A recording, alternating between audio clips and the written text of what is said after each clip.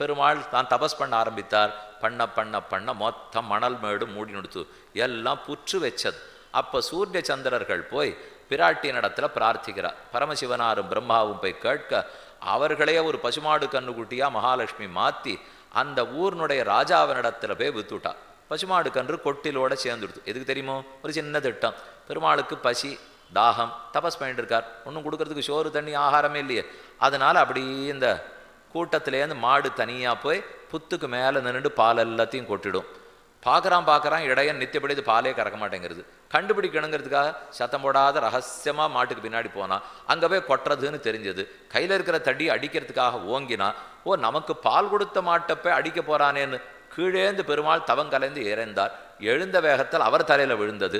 சற்று ரத்தம் குடிக்க கோவம் வந்துருது பெருமாளுக்கு. என்னப்பை நீ அடித்தாயான்னு கனல் பொறிக்க பார்த்தார். பயந்து மயங்கி போய் அவங்க விழுந்துட்டான்.